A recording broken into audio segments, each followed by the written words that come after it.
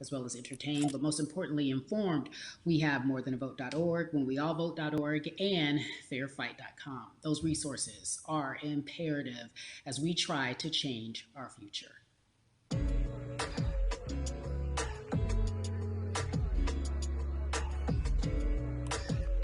Yeah, la.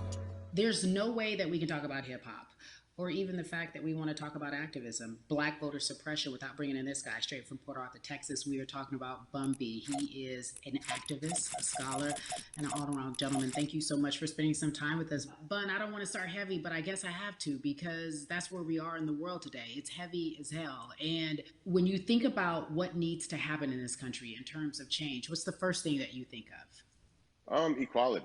That's pretty much the first thing that comes to mind, right? Black people need to be seen as equals in this world.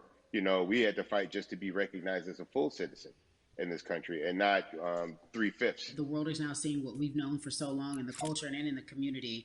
The one way that we can fight is obviously voting. Talk to me about what voting means to you. I hear people all the time talking about one vote doesn't matter and that voting doesn't make a difference.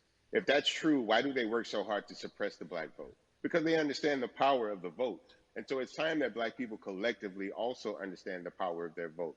And not just on a national level, because a lot of times we only have this conversation every 4 years. People need to be very much involved in their local politics. They need to understand who their elected officials are, where they stand on issues that affect you.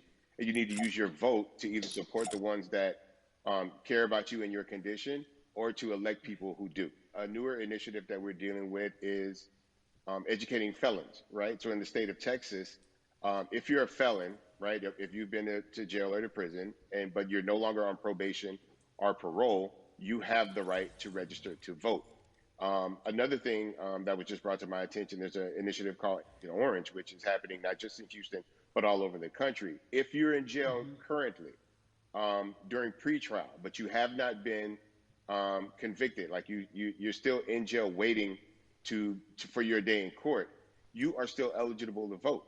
And you said something so key. They work so hard to hope that we stay uninformed, but more importantly, to suppress the black vote.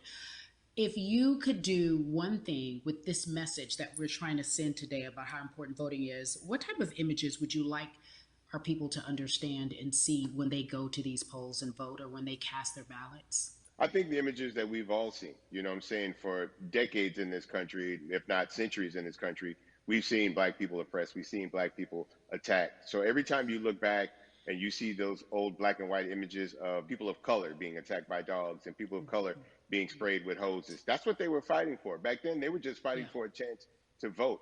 People like Martin Luther King Jr., people like Malcolm X, these people died to help us be in a position to have the power that we have now, which is to be able to cast a vote and make a decision about the people that have control.